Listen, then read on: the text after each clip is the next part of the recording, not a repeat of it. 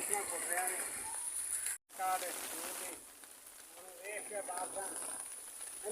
ਲਓ ਜੀ, अस्सलाम वालेकुम रहमतुल्लाह बरकातहू जी।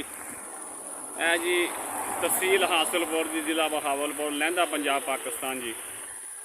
है जी अल्लाह ताला ने बहुत ही अरसे तो बाद जी साडे इलाके दे विच अपनी रहमत बरसाई है तो माशाल्लाह बहुत ही आला बारिश और बहुत ही रहमत वाली बारिश जी हो रही है। तो अल्लाह ताला दा लख लख शुक्र अदा करते हैं कि अल्लाह ताला ने सानू ये दिन दिखाया। यकीन करो कि इन्नी गर्मी सी कि जिहदी इंतहा कोई नहीं। तो असी उस परवरदिगार दा लख लख बड़ी शुक्र अदा करते हैं।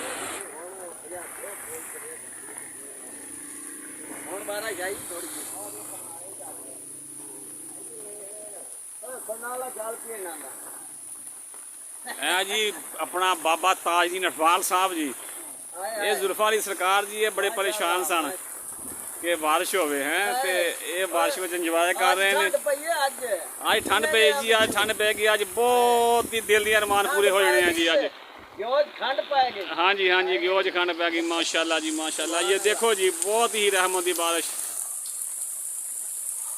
है जी। लहंदा पंजाब पाकिस्तान, तहसील हासिलपुर, जिला बहावलपुर जी। देखो जी परनारे माशाल्लाह चल पे ने। हाँ जी बड़ियां ठंडियां हवावां नाल जी, बड़ी रहमत की बारिश, बहुत रहमत की बारिश जी। है देखो जी लोग बारिश के भी सफर के रवां दवां ने।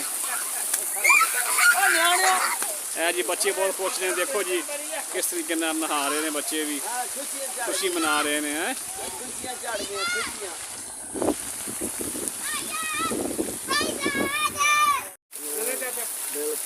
हरा हो गया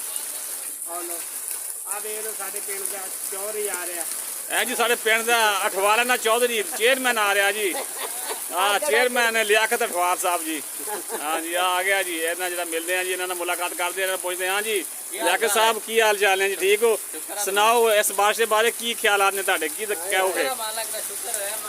चलो जी माशाल्लाह माशाल्लाह, बड़ी देर दी ये तमन्ना सी है जी, पूरी हो गई है। अल्लाह ताला ने बड़ी रहमत कर दी थी।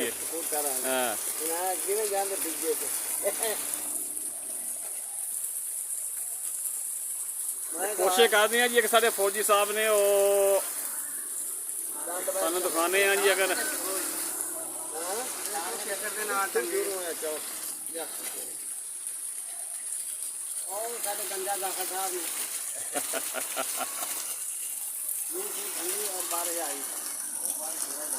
लो जी नज़ारे जी, बारिश के नज़ारे देखो जी।